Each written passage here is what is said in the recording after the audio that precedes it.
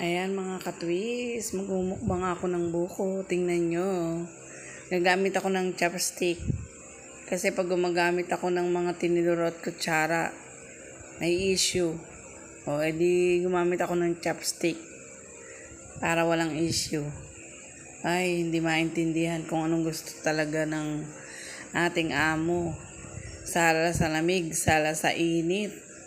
Ayan, kumain na lang ako ng buko. 2 buko yan. Pero yung manipis lang yan. Ayan, china-chopstick ko na lang. At para masarap. Ayan. Nilagyan ko yan ng konting asin. Gusto ko kasi medyo maalat-alat. Ayan, gusto ko ganyan lang. Ayan. Para akong biik kumain. Ayan, sige kain kayo. Salo kayo sa akin. Ang kinakain ko ay buko. Manipis lang yan, hindi naman masyado makapal. Maliit lang pati yung buko, 2 buko yan. Kasi masasayang kung nasa rep lang. Gawin kong merienda, nabusog pa ako. Diba? Ganyan ang aking pagkain ngayon. Yan ang aking merienda. Busog na ako niyan, meriendang ganyan. Kahit di ako kumain ng hapunan, okay na yan sa akin. Basta, kasi alam mo ang buko, antioxidant yan. Maraming nagagamot yan. Gamot yan sa UTI. At saka kung nagugutom ka, syempre pampabusog. Pwedeng merienda. Di ba? Ganyan ang pagkain ko ng buko. Di ba? Ganyan ang masarap. Ano pang hintayin natin? Di syempre, mahal naman lahat ngayon. Mahal ang ulam, mahal ang isda, mahal ang karne. Mahina ang internet ko. Ano pang gagawin ko?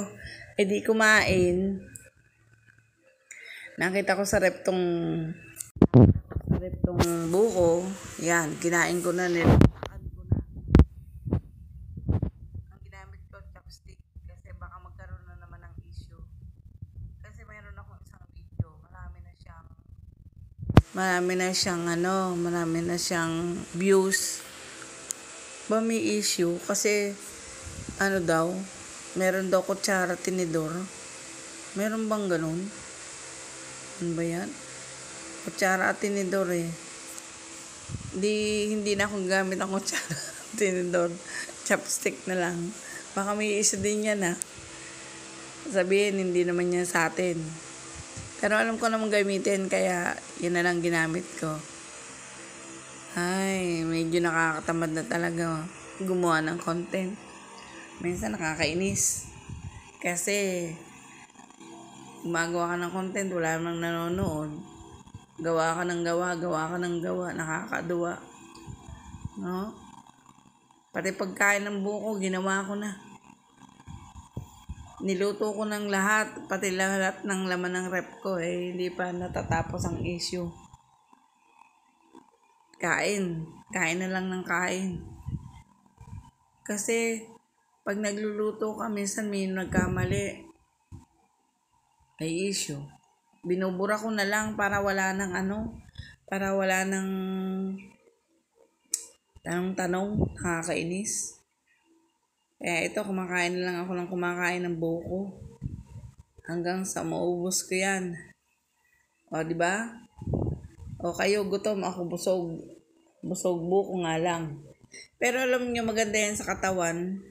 Hindi na ako pwede, kahit hindi na ako kumain ng hapunan, pwede na yan. Total, 3:00 na ng hapon. Yan ang aking merienda. Ang dami 2 buko. Ang hirap ubusin kaya. Thank you for watching.